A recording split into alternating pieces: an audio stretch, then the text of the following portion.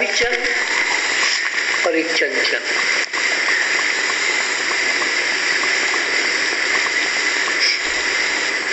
चंचल नखरे बहुत करता है, हलचल बहुत करता है, आभास उत्पन्न करता है कि संसार में अगर कोई है तो मैं ही। जैसे बंदर अपनी हस्ती को जचाने के लिए सदा हलचल में रहेगा, कभी स्थिर नहीं रहेगा।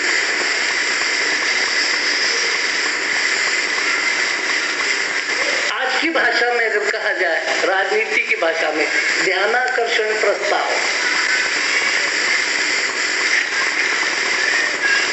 बंदर सदा चाहता है कि मेरे ही तरफ लोगों का ध्यान रहे। अब लोगों का ध्यान तभी जाएगा जब वो चंचल होगा, स्थिर के प्रति ध्यान कम जाता है। चक्कर चक्कर घूमती चक्की आप देखोगे, लेकिन दूरी आपको पता नहीं है। दूरी का आकर्षण भी नहीं होता क्योंकि स्थिर है। अब जो मनुष्य जाग जाता है ज्ञान में, वो सब ये देखता है कि जो चंचल के नखरे हैं इसका मूल आधार कहाँ है। क्या ये चंचल दिखने वाला स्वतंत्र है कि परतंत्र है? आत्मा स्वतंत्र है, काया परतंत्र। परमात्मा स्वतंत्र है, संसार परतंत्र है। तो स्वतंत्रता परतंत्रता का दर्शन इस पूरे ब्रह्मांड में भी दिखाई देता है और हमारे अपने जीवन में भी दिखाई देता है। सवाल ये है, सोचना ये है कि आप किसके उपासक हो, किसकी आराधना में लगे हो। जो स्वतंत्र है उसकी उपासना करते हो कि जो परतंत्र है उसकी उपासना करते हो। जो स्थिर है उसकी उपासना में लगे हो कि जो अस्थिर है उसकी उपासना में लगे। अगर अस्थिर की उपासना में हम लगेंगे, हम कभी स्थिर नहीं हो। चंचल मन चाराम शरण, जो अविचल है उसके शरण में जा। कबीर की याद आती है, उनकी छोटी सी घटना पहले भी बताई होगी। कबीर और उनका बच्चा बेटा कमाल, जो शिष्य भी था उनका, गांव-गांव उपदेश देने, ज्ञान देने, बोध देने घूम रहे। छोटी छोटी वस्तुओं से भी मनुष्य बहुत बड़ी सीख लेता। बड़ी शिक्षा से आदमी इतना नहीं सीख पाता जितनी छोटी शिक्षा से सीख। और कबीर के जो सारा का ज्ञान का भंडार है, उसका अगर गहराई से अध्ययन किया जाए तो कबीर ने छोटी छोटी घटना से ब्रह्म ज्ञान प्राप्त किया। घूमते घूमते घूमते अमीर लोगों के मोहल्ले में से निकल करके बाहर चले गए। आगे झुग्गी झोपड़ियों वाला इलाका आया है और वहां जाकर के सुबह सुबह निकलते थे ठंडे ठंडे वेले साधु यात्रा करने। वहां एक माई आटा पीस रही है।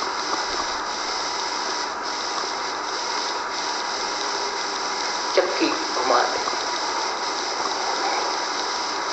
पसीने से तरबतर हो गई है। वो झोपड़ी के पास खड़े हैं भिक्षा के लिए, लेकिन भिक्षा मांगी नहीं जा रही है। आंखों में से आंसू गए।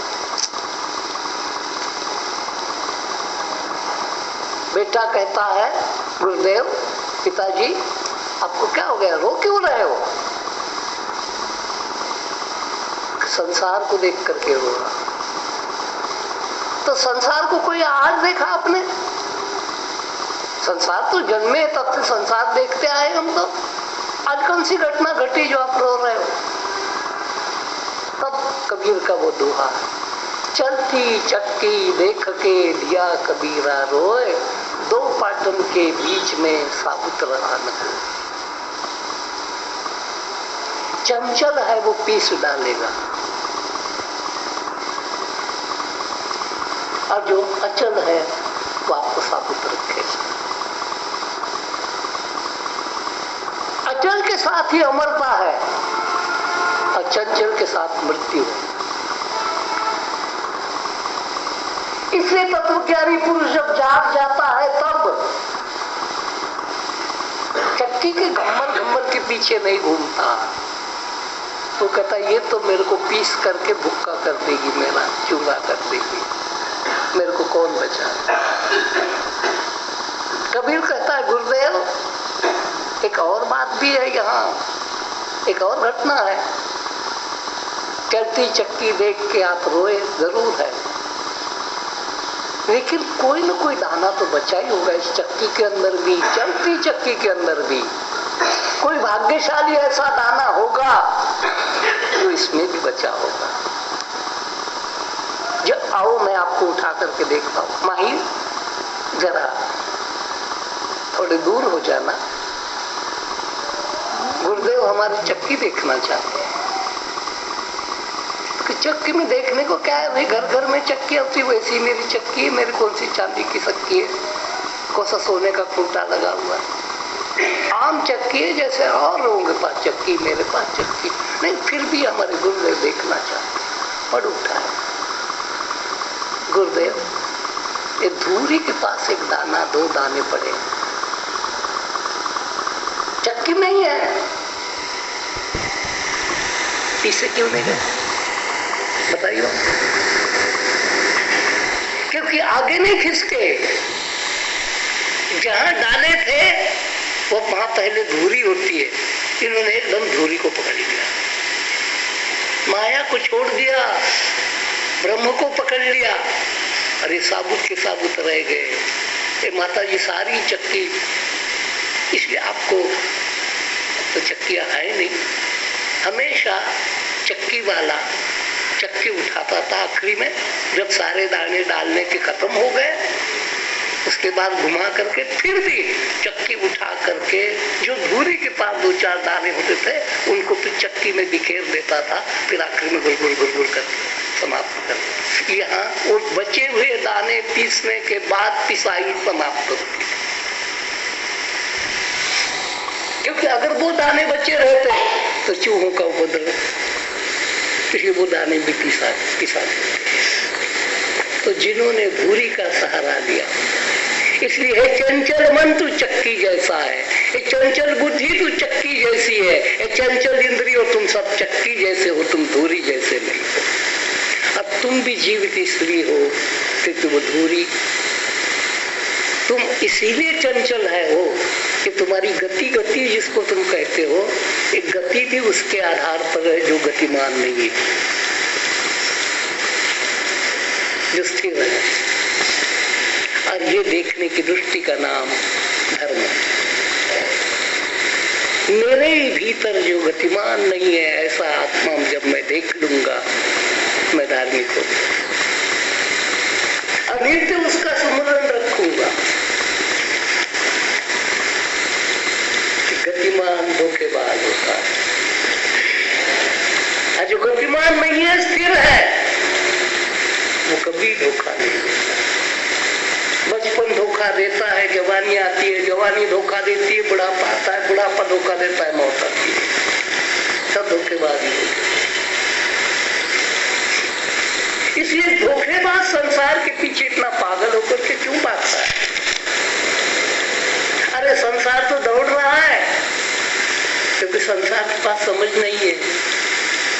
संसार एक बंदरों का टोला है, तू तो नर है ना कि बानर है। अगर तू भी भागता है तो निश्चित ही तू चंचल है, तो बंदर ही है। बंदर में से नर बनना, इसका नाम धर्म है। चंचलता का सहारा छोड़ करके अविचल की शरण में जाना, इसका नाम धर्म है। अब सारे संसार की तरफ नजर डालो, वो चंचल के सहारे जाता है और फिर दुखी होता है, फिर पछताता है, सिर धुनी धुनी पछताए हो। कबीर ही कहता है, भाई आखिरी स्थिति इसकी ऐसी आई, सारी जिंदगी मरा बैल की नाई। किराए पर बैल जब होता है, किराए पर बैल देते थे पहले सामान ढोने के। फलाना बाड़िए का माल है, वो उस दुकान में पहुंचाना है दूसरी दुकान में, तो बैल के ऊपर लादते थे। उस बैल को पूछा गया सारी जिंदगी क्या किया, तो माल ढोया और मर गया और कुछ भी नहीं किया।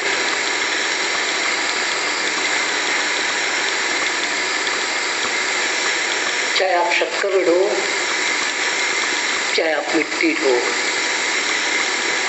जो आदमी आत्मा को भूल जाता है और शरीर से कितना भी कर्म करता रहे, वो सिर्फ बोझ ढोने वाले बैल से या गधे से कुछ भी नहीं।